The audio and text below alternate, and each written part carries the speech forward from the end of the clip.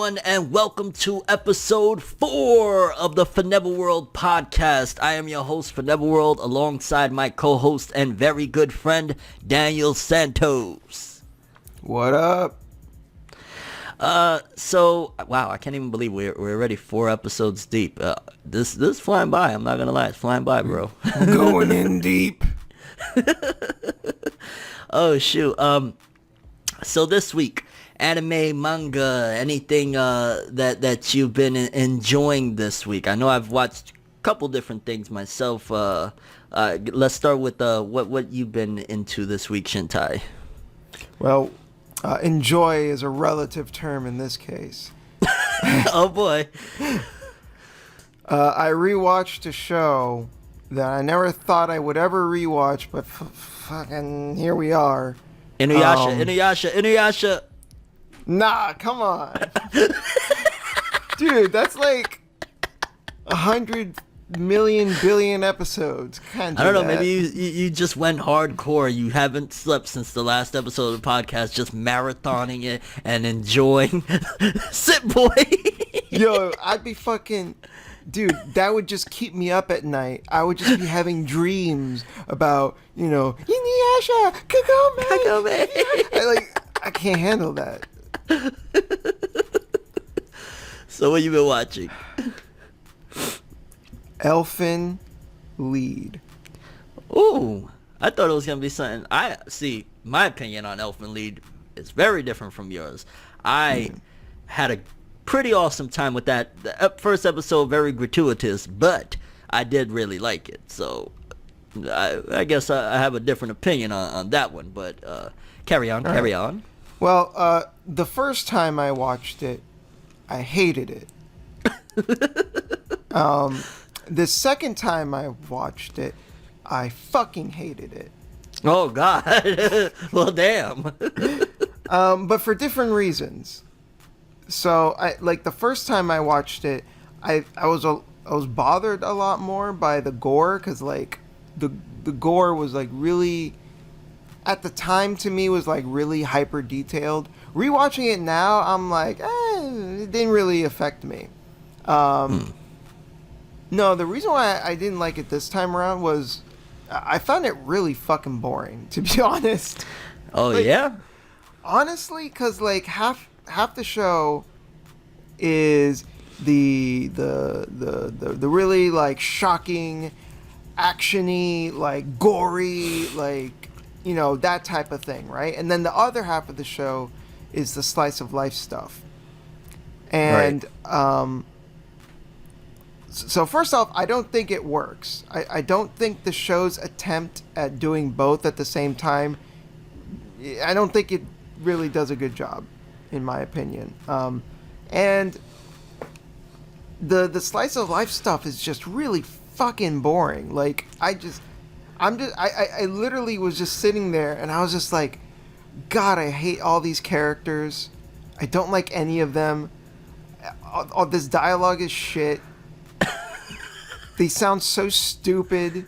Like Yuka. Yuka is the main character's cousin, who he starts trying to bone at some point. They start getting it on.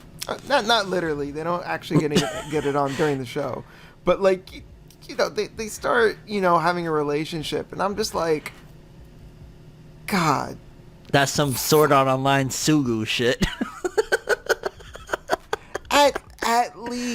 At least Kirito didn't know. Because he was playing with her online, and she was playing with him online, and they didn't know that they were playing with each other, which is kind of ridiculous. It's so the chances of that happening are astronomical. But whatever. The point is that they didn't know, right? And I think Suguha was the only one that was that felt that way, and Kirito was like, I don't know about that. But that Asuna, though, that was his thoughts. That Asuna, though, I'm sorry, Asuna is prime rib right now. You gotta take your creepy ass cousin loving shit somewhere else. This ain't Kentucky and Alabama. No offense to Kentucky and Alabama, it's just a joke. Relax, people. The thing is, though, apparently that's kind of a weirdly accepted thing in Japan, and you know, whatever. So like, it just felt like there were aspects of the show that were intentionally trying to gross you out, and I think part of it was that. Another aspect of it was all the nudity and the gore. I feel like, you know, a lot of the show is like intentionally trying to make you feel uncomfortable and get under your skin, right? Yeah. And you know, and I think that's the biggest reason why I didn't like it the first time around, was just because it was it was arguably successful in that regard, that it did get under my skin, and it did really bother me, and it did make me feel uncomfortable. This time around, I was just like, fuck you, I don't care. Like, that doesn't work on me. Who do you think you are? Get out of here. I barely, like, aside from that first episode that is, you know, for better or worse, it's iconic in its own right of just being so damn shocking. But I really don't remember too much about that anime other than, like, I think the main female, the one that's, like, killing and shit, her name is Lucy, right? Or her alter ego is Lucy? Yeah, her name is Lucy. Well, yeah, she has a split personality where, right. For half the show, she's like a bloodthirsty murderer, and then the other half of the show, the slice of life portions, she's like a cat. Like she keeps saying mew mew mew, and she's Kota. Yeah. And I wanted to blow my brains out every time she said that. Mew. You're gonna have dreams of that shit. Mew. I wake up in the middle of the night in a cold sweat. I'll be like, no, just don't do it. Get away from me.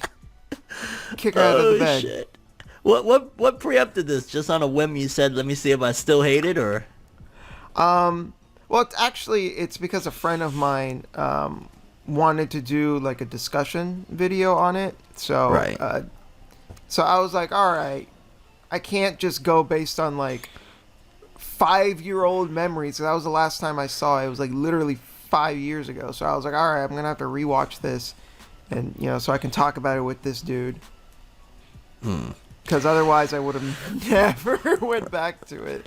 And yeah, I want to say this though, because I don't want to seem too negative. When I first watched the show, I thought it was completely without merit, and I will say, watching it again, that was very dismissive of me, and that's something I want to get a lot better about. Is I want to try and not be dismissive of art, and I do think that while the show doesn't work, at least based on my personal standards, there is absolutely an attempt at substance. And I do think that the show should be given credit at the very least for trying. It's trying to be allegorical for racism, and you can also see the way that Kota, the main character, the way that he deals with the death of his family and in relation to Lucy is like akin to a broken relationship, like a broken romantic relationship that went wrong, and I again, regardless of whether you think it does a good job or not, I think the fact that these interpretations can be gleaned from the show means that there is substance and depth, even if, again, I think it does a fucking shitty job at it. But yeah, that Elfen Lied, I personally don't really recommend it, but I know a lot of people like it, so It wasn't an anime original, right? It was based on a manga, and I don't think it even finished adapting it, right?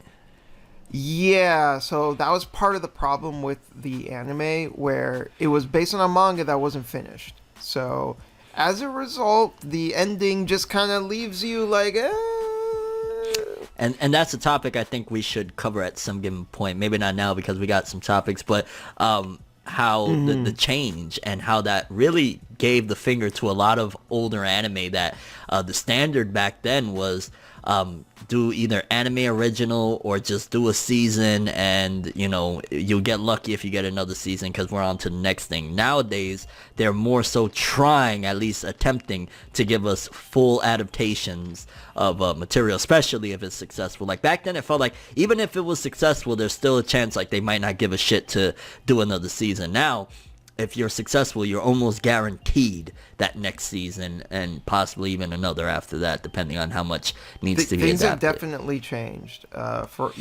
Like I'm still waiting for another season of Spice and Wolf. That shit ain't gonna happen though. Are you waiting for another season of Gungrave? Thankfully, the ending to Gungrave is very definitive. Oh shit. I would actually be mad if they announced a season 2. I would be like, fuck you, what are you doing? The ending was perfect. It was a chef's kiss, like mwah, why mess with it? Why fuck with it? Don't. That's like one of my favorite endings in all of anime. Don't fuck with it. That just reminded me of the meme of the chef, where he's like throwing the little voila. That's what they did. That's what Madhouse did at the end. They were like, fucking, there we go. Like Gordon Ramsay was like, finally, some good fucking food. It's fucking raw. I love Gordon Ramsay. That dude is no chill. I love it. I used to love Kitchen Nightmares. That was my show. I used to love seeing those messed up restaurants and shit. Like, oh man, love that shit. So, what have you been up to? Well, one of the things I've been focusing. Well, I focused on two things mainly. I focused this week on finishing the Promised Neverland manga. Nice. The manga, which I have a whole like 30-minute video I just filmed earlier. I got to get to editing. But the controversy surrounding it was the fact that like people said that it was so many problems and they hated the ending. I will say this about the manga is that there were some moments that really got me emotional. And with manga, I'm not the easiest to get emotional with manga. Like anime, you can have me sobbing like a baby all day. But with manga, it's hard. But there was some times where I was clutching my chest like, oh no. And I was like actually really getting fucking emotional. So in that regard, they did a good job. I'm just worried when it comes to the anime. Because the first season was only 12 episodes and it covered about 30 something chapters. With the manga being done and there being like 150 chapters for them to adapt, how's that going to go? Is it going to get like a 50 episode anime, which I highly doubt, or are they going to try to cram all of it into 24? God forbid they try to do a 12, because that'll be Tokyo Ghoul style right there. That'll be ridiculous. So I'm worried about what they're going to do with the anime, but yeah, it seems as though one of the issues with that series in general was I think they got rushed, and it was a couple of different things where at first I feel like maybe they got told, yo, this is a hit. The manga was doing great at the time. This is a hit. Come up with a bunch of story that could last a long time. So they did that. And then I think because the anime didn't do as well as they probably hoped, then they were like, yo, change of plans. This isn't going to last as long. Like, start, trimming shit down, because after chapter 100 it goes from like really deep dive of like each detail and all these setups, and then after chapter 100 it just like shit that should have take 30-40 chapters to solve and figure out was done in like 5, and I'm like, what the hell are you doing? So that doesn't sound good. Yeah, Shonen Jump definitely I feel had a hand in messing with that. Another thing that I've been watching is, I was reading that obviously. I'm watching Dororo, and Dororo, oh man, it seems like Amazon gets their hands on like top tier shit. Like Amazon Strike, get that out of here. I'm glad that shit ended. But Amazon Prime, the few anime that they do get, Vinland Saga, that shit was godlike. I've been meaning to watch Vinland Saga. I've heard like nothing but like godlike things about it. I'm still sitting on a review I filmed like I don't even know. I think in January I gotta finish editing that, but that shit was a masterpiece. They also have the Blade of the Immortal anime, the new one, which I haven't checked out yet, but I've heard nothing but praise about that one as well. So I gotta check that. And Dororo, which is done by Mappa, and Mappa, they've been hitting it out the park lately. Dororo is just, because it's based on the Osamu Tezuka manga from like the late 60s, but the art style is incredible. The animation from the opening when it says, "The party is over." Oh my gosh, it gets me hype. It's basically this dude that his father did some messed up shit and like sacrificed or made a sacrifice in order to gain power and shit like that. So he was born without any limbs, no eyes, no arms, no legs, nothing. Damn. And Dude he was sent got down. fucked. Yeah, no, dude, it was like when you see the baby when he's born, it was like, holy shit. And as there's a time skip, he's older now, he runs into like this little kid Dororo, which is clearly meant to be like the comedic relief from this very, very intense story.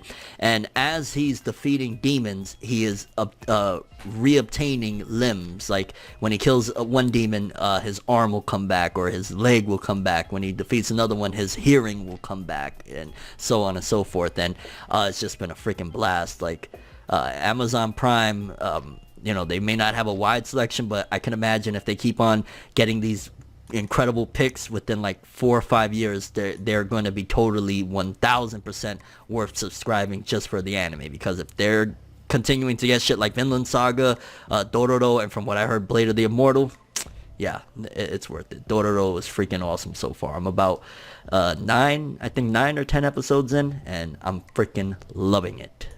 Good shit. Let's go to the summer 2020 anime list. Now, there's not that much that I've seen on this list, and it might be that there's other lists, but I'm getting this from my anime list. You got it pulled up? Yep, I've got it right here, and there's a bunch of shit I don't give a fuck about, but let's go through it anyways. Okay, cool. So for starters, ReZero, that's the second season. I'm very hype about that. I loved season 1. It had some issues here or there, but it was really, really shocking, and I need to rewatch it before I jump into that. With all the delays, I might check it out. I might check that. I never watched it, season 1. Oh, so. yeah. Honestly, and I haven't made this video yet. I have it written. I just haven't recorded it and put it out or whatever. But ReZero was in like my top 10 anime of the last decade. Ooh, pretty high praise.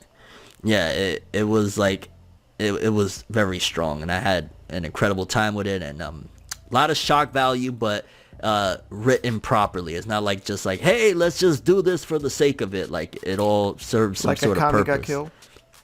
Oh God, no. Kami got killed. Every episode, one of your favorite characters is dying, but it's like, see, the problem with a Kami got killed, in the manga, a lot of characters died, but there was time in between, because it was a monthly series, and like, let's just say in January you'd have a character die, and then May or June another character would die. But with the anime, it's episode 1 a like character every dies. other episode. It's like it non-stop. So that's how they dropped the ball with ReZero. It takes the life in another world genre and gives you a twist, and so I'm excited for it. I really need to brush up though on season 1, because I barely remember a lot of it. Like I remember like, main character Subaru and best girl Rem, but I need to brush up on that. Dude, I swear to God, it feels like almost every other day if I'm scrolling on Twitter, there's some fucking artwork of Rem. Rem, gotta love Rem.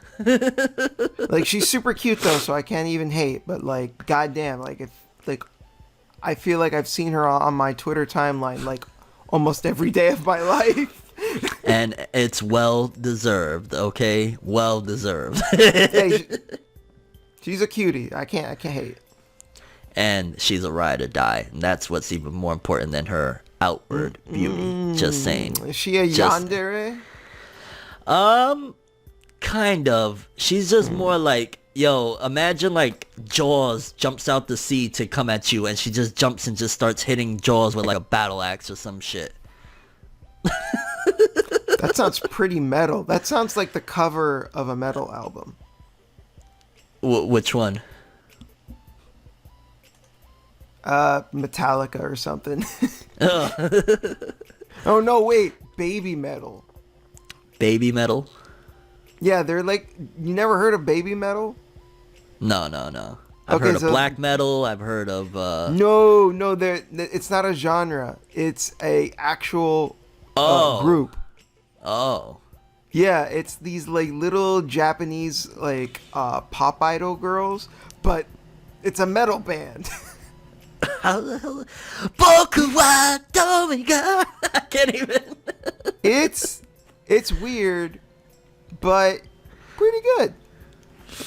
Well, I'll have to look into this baby metal. I'm actually gonna check them out. To be honest, it sounds give funny. them give them a listen.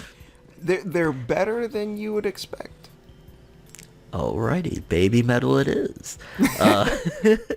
Next up, we have an anime that I will agree with you on this one. I don't give a shit about. Yahari Ore no Senshin Love. What's the full freaking title? Hold on.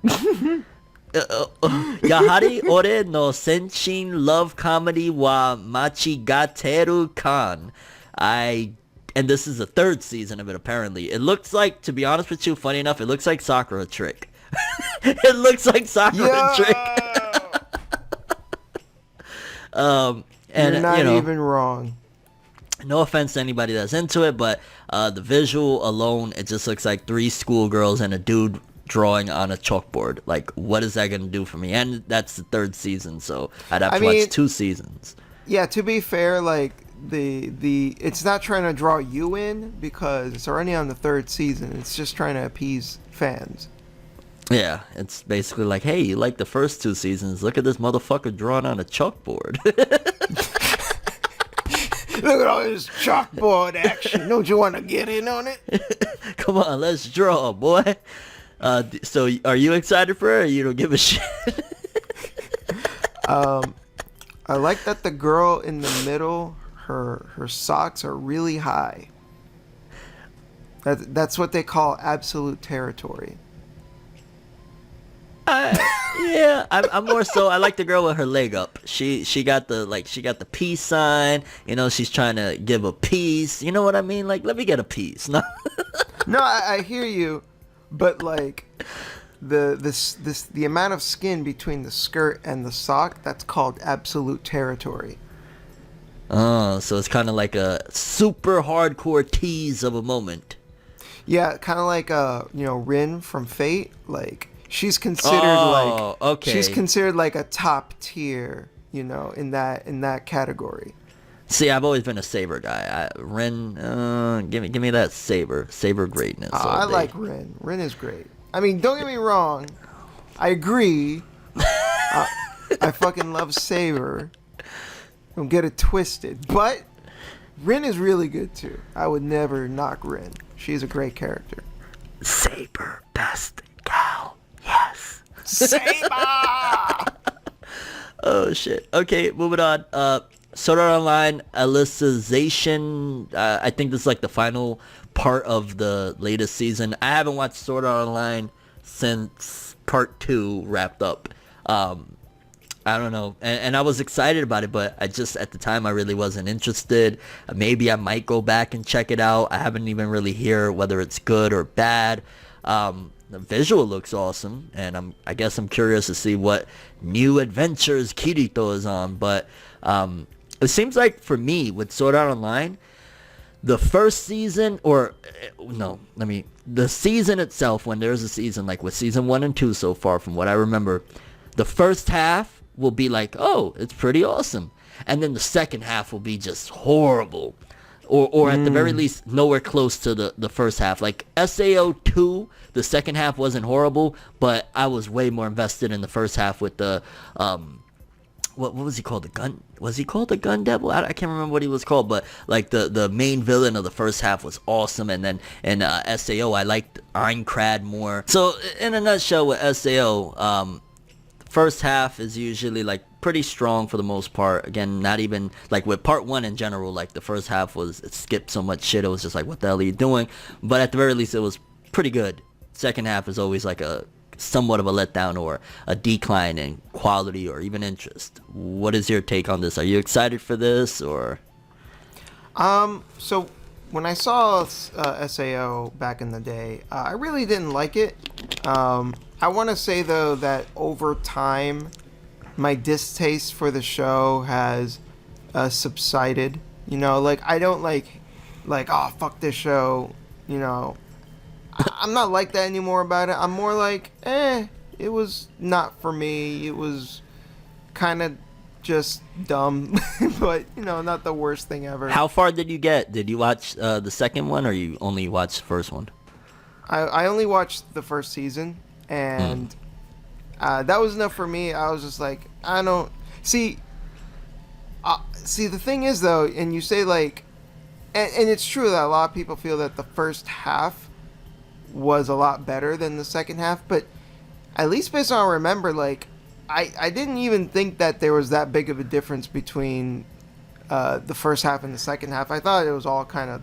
Oh no, you bugging. The second half, that first. Oh my, no. See, I completely disagree with that.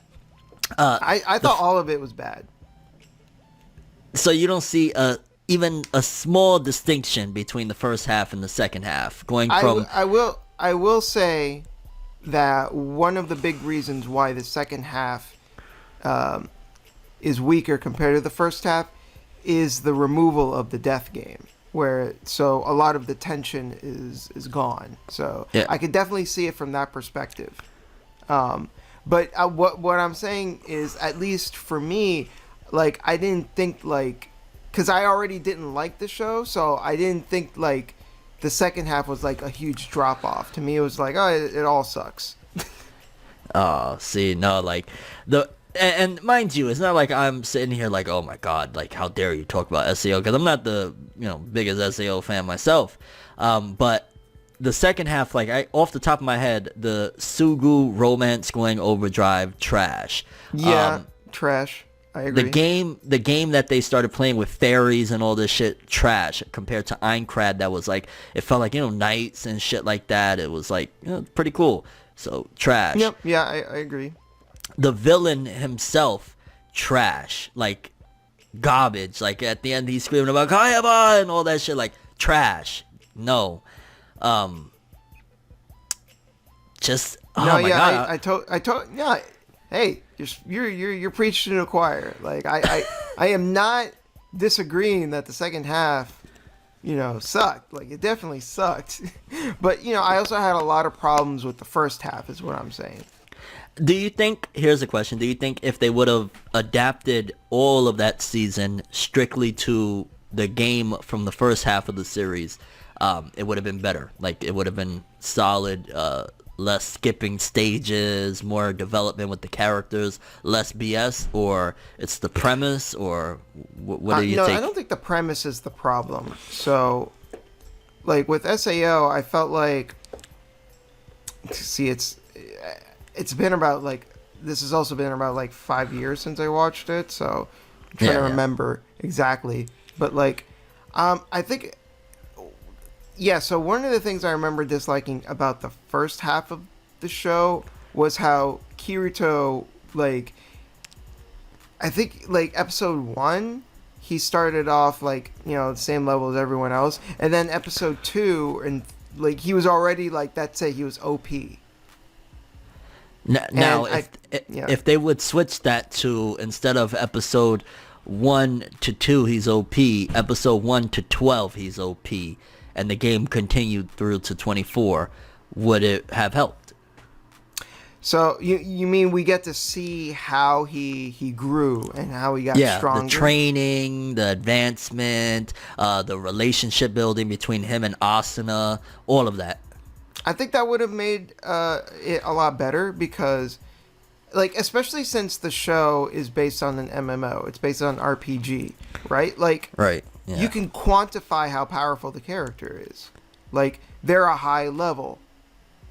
That's all you need to know. And you can physically see it in the show where, like, he's being attacked. And, like, he's so strong compared to the enemies that he's fighting that, like, they can't even damage him fast enough for his health bar to go down. Like, how do I care about his character in that instance? Like, it's one thing if, like, see, if we switch it to, like, Fist of the North Star, I know it sounds like a random example, but stick with me. Kenshiro is... You're losing me. Wait, hold on. Just, I got a point here. Kenshiro is like a massive badass. So how do you get the audience to care? You don't make it so that it's about him. You have the children characters that you want protected, right? But so what like, about the water? The water? Kenshiro in the desert for like 1,000 years. Water. He needs his water. I'm being a dumbass. It's just that's the first thing that comes to my mind when I think of Fist of the North Star is and him walking through these long ass deserts. Like how thirsty I would be. I'm sorry. Oh shit. No, But yeah, Carry but on, the point I'm trying to make is like, so Kenshiro, like 90% of the time isn't in any danger. So the way that that Fist of North Star would add tension is that they would put the other characters in danger and Kenshiro has to save them. And the few times where Kenshiro is in danger, you know, holy shit. This is a threat. This is a huge threat if it's giving Kenshiro a tough time. And in Sword Art Online, I never really got that. So I never really cared enough about the other characters for me to care if they were in trouble.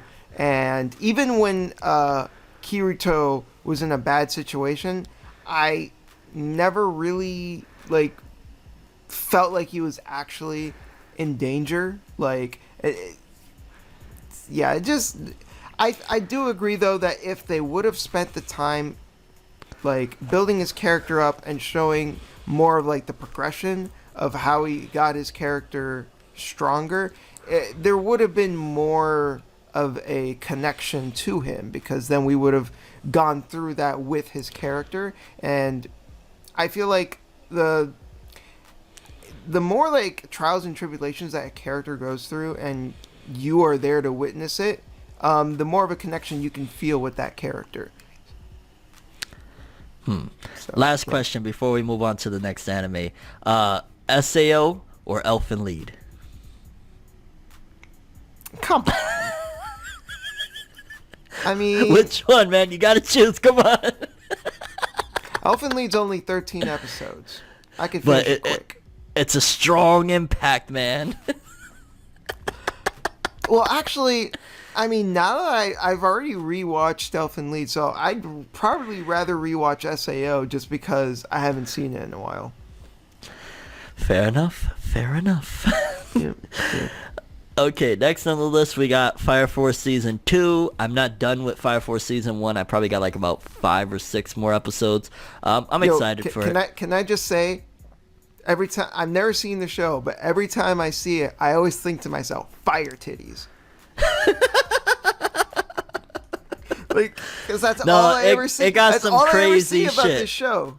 That's all I ever see. It's just titties and fire, and that's it. Like, because the creator was the creator of Soul Eater, and he switched magazines. Like Soul Eater, I forget what magazine that's in, but he went to the same magazine as the author of Fairy Tail. And that magazine in general, which is why Fairy Tail and to a certain degree the new series Eating Zero and pretty much everything that comes out of that magazine is fan servicey, because it's kind of like an adult males magazine with like hot women on the cover and shit with some manga thrown in there as well. So Fire Force, like especially if you compare it to Soul Eater, that Soul Eater didn't really have fan service like that if I remember correctly. Fire Force has a lot of fan service, like not overbearingly, but like yeah, there's fire titties everywhere. yeah, boy. Dope. I'm excited for it. For the next season. Kanojo Okari Shimasu. You excited for that? I don't give a rat's ass about it, to be honest. Nope. I'm gonna be fucking straight with you, man. I'm looking at all these anime. None of them. What? I don't see literally anything here that I'm interested in. Not at even the all. God of High School? Well, damn, I don't know. God of High School? Shit. It's based on a webtoon.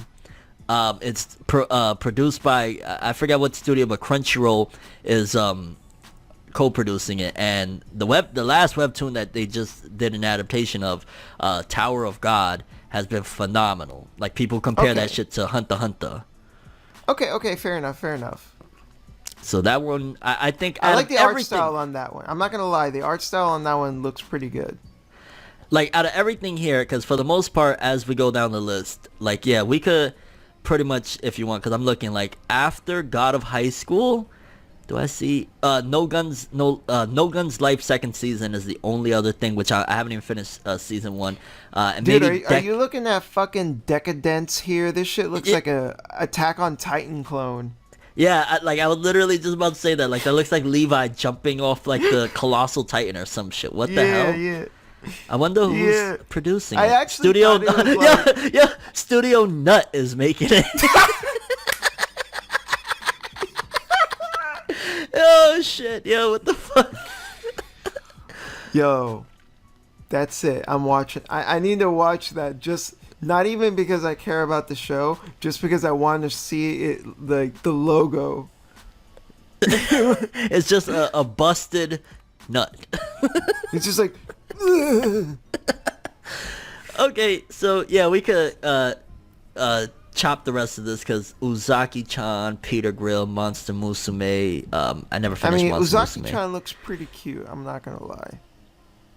Yeah, it might be like a cool little slice of life, and I'm sure over time, some of these, as like shit gets like more popular, I might give a second look at it, but not really interested. Yeah, but realistically speaking, there's only so much time that you have. You can't like give all this a chance. Yeah, especially nowadays. Like, 10 years ago, I probably would have watched one episode of every freaking thing on this, but 2020, I gotta be more wise with my time. I see something on the movie list that you might be hype about. Fate Grand Order. Aw, man, why you gotta do me dirty like this? You got some fate there, man. Great fate greatness of the Grand Order. Look, just because you got grand in the name, that doesn't mean you can actually get away with it. Come on. Oh shit! And there's like Attack on Titan movie, Shingeki no. Oh, that's probably just like a compilation thing. So yeah, yeah, it there's a says it couple. right there. It recaps 59 episodes. Yeah, screw that shit. So yeah, Tower of God, Fire Force season 2, No Guns Life season 2. Pretty much only, aside from Tower of God, that's like, everything else is like continued seasons of shit that I would watch, but everything else is like, and maybe Decadence, just to see, or Decadence, however the freak you pronounce that, I might give a go, but other than that, Yeah. not really interested.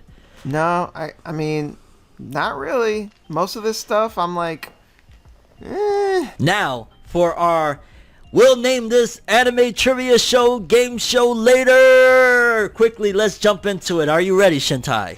Let's do it. Put me in the ring, coach. The Bleach series was legendary for its Bankai. What was the name of Ichigo's Bankai? Was it A, Dangai no Bakugo? Was it B, a big ass sword? Was it C, Swords of Revealing Light? Or was it D, Zangetsu? Oh, man. I wonder what it is. Yo, that B, a big ass sword, sounds really, Yeah. Yeah. Ah. You know what? Can you just run it by me one more time? Just so I just need to know for sure, man. The Bleach series was legendary for its Bankai. What was the name of Ichigo's Bankai? Was it A, Dangai no Bakugo? B, a big ass sword? C. Swords of Revealing Light, or D.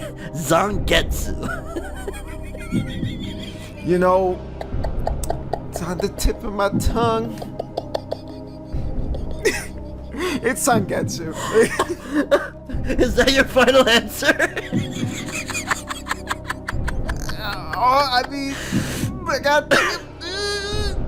Yeah, it's Yo, Sangetsu. B sounds real tempting. A big ass sword. Oh shit, people! I just wanted to do it. If I didn't know better, like Swords of Revealing Light actually sounds pretty dope. Yeah, Yugi's gonna just drop by real quick and hand him his sword. Oh shit. Yeah, people, I just wanted to throw a little funny one in there. We've been a little serious with some of the last couple ones. And I think that brings us into our final topic of the episode. And I'm gonna let Shintai introduce this one because this was his idea. And I'm excited about it. So yeah, Shintai, lead us into this conversation. I'm really excited to talk about this one.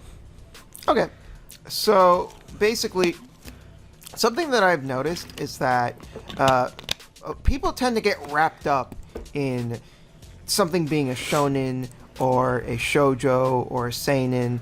I would say josei, but no one fucking like. Yo, don't disrespect the josei, fam. Pet Shop of Horrors, fam. I just gotta throw that out there. Pet Shop of Horrors, fam. Like, hey, 4-episode OVA. I am not dissing josei.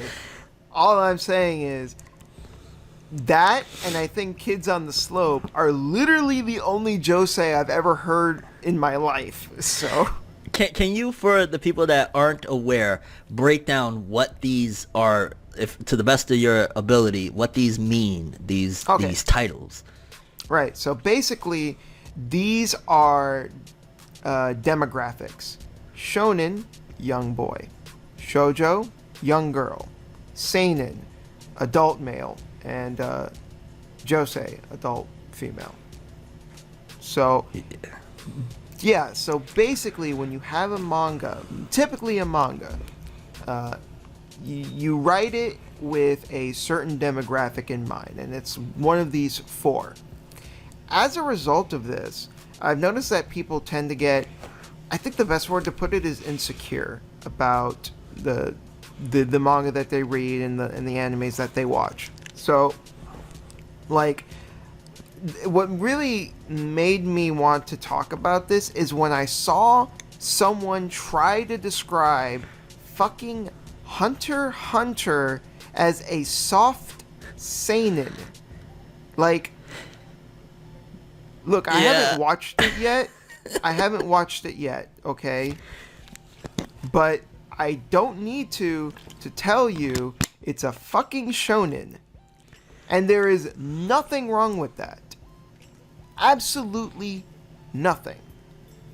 And I think people need to understand that just because you're writing something for a specific audience, that doesn't say anything about the quality of the work or about the level of depth and meaning that is that's held in the work either. So, Fullmetal Alchemist, for example, is considered by and large one of the best anime and manga ever made. That's correct. And it's a shonen.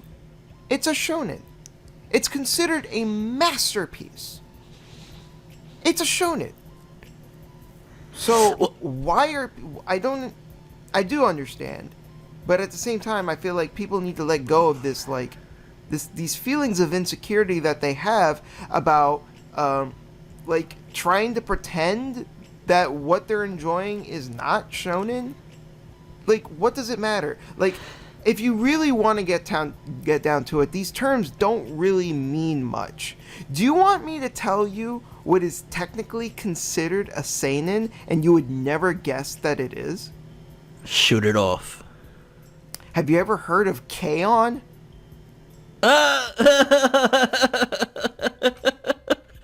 K-On! Oh shit, I haven't heard that series name in forever. So, like, I mean, it's a show about little girls that drink tea in high school and play instruments. What business does it have being classified as a seinen? I have no fucking clue. It's in the same group as Berserk. That's insane. K-On! And Berserk are in the same demographic somehow. Well, let's unpack this a little bit. So one of the things is about people feeling like they're insecure about, whatever they're watching, which, like, just quickly to throw in, like, One Punch Man is actually a seinen. I know people say it's an American Jump, it's a seinen, and Attack on Titan is a shonen. A lot of people, it's a seinen. No, it's a shonen. So they're just labels, like what Shintai said, that they're, hey, I'm aiming to captivate and capture this audience with this work.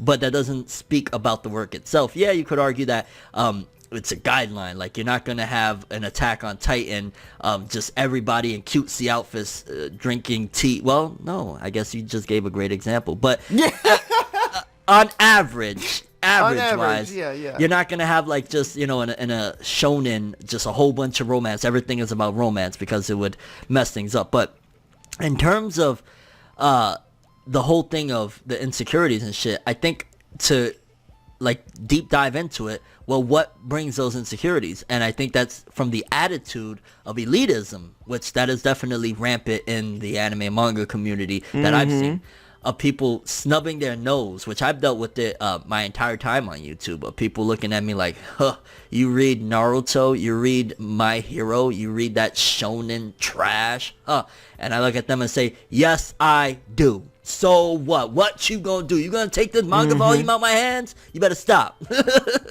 I think. Yeah. I'm sorry. Go ahead. Yeah, my bad. I think that a lot of it has to do with really people just kind of being scared of dealing with that shit or not wanting to deal with that shit. So they kind of start rationalizing shit to make themselves feel a little bit differently. Like, yeah, there's elements in Hunter x Hunter later on that feel dark and edgy, but there's also elements all throughout Attack on Titan. So, throwing those labels around, like, how about just removing them in general and saying, well, yeah, this might come out of Shonen Jump and it feels darker, but it's just a really awesome story. Like, that would probably be, like, my basic stance on that alone. But continue, Shintai. No, yeah, I totally agree with you. And, the more you dig into these things, like, the more you realize just how meaningless these terms are. Like, one anime that I loved, that I thought for sure 100% was a shoujo, is Clannad. And it's funny because I was talking to my younger sister, who I introduced to Shoujo. It's like one of her favorite anime. And then I told her, like, it's actually technically considered a shonen and not a shoujo. And she was like, you can't be real. Like, she thought I was joking, and I'm not. But, that's... It's just like Naruto. It just goes to show how little these terms actually mean. And the things that we should be focusing on at the end of the day is not whether it's a shonen, not whether it's a shoujo or a seinen or a josei, but rather just focus on what you like about it. Does it make you feel good? Does it make you, like, appreciate things differently? Did it like provoke some intellectual thoughts? Did the deeper meaning of the work speak to you in a way? Did it resonate? Or did you just have a kick-ass time? Or did you just have a good time? Did you just have fun? That's what matters. And that was the biggest takeaway I wanted people to get from me bringing this up. I just want people to feel like they don't have to feel the need to, like, feel bad about or feel guilty or to give in to other people telling them that there's something wrong with, them enjoying a shonen. Fuck them. Who cares? Enjoy what you like. Yeah. I mean, like, there's even some series that, like, you could argue, like, they bend genres. Like, Sailor Moon. Like, I think it's considered... Is it a shoujo, right? I believe so, yeah. It's a shoujo, but there's ass-kicking action with Sailor Moon kicking ass every episode. The music in Sailor Moon it slaps. I don't care what anyone says. It's good ass music. Even when they did because I'm still nostalgic for the what was it, Deke, I think that was the name of the company, the Fighting Evil. But even the Japanese version, yeah, Sailor Moon has some great music. But there's series that bend quote unquote all demographics and shit like that, so it's really no point. Like, yeah, you could hey, if I want a particular title, let me try and look in a particular magazine or in a particular area, but don't let that define it and define what you can, like, oh, I can only read seinen because I'm only going to enjoy seinen, and then next thing you know, like, you get into Hunter x Hunter and you really like it, or vice versa. I should only read shonen because I'm not into seinen, and then next thing you know, you're watching Vinland Saga or some shit. So it's just demographics, like it. And I remember it was like about 10 years ago, I had made a video like this because I still was a little not as knowledgeable about a lot of this shit, and I did like a video shonen versus shoujo and shit like that. But in reality, I'm just like arguing young boy versus young girl, like, what the fuck. Yeah, I mean, I feel like it would be like if someone was trying to say that I only watch rated R movies. like, okay, have fun That is not perfect. watching, like, have fun not enjoying like E.T., like one of the best movies ever made. Like, okay. Dude, Like, you just fuck killed off. it with that. Like, I'm not gonna lie. Like, first of all, I would laugh like no tomorrow. Like, wait, what? You only watch rated R movies? Why? Yeah. yeah.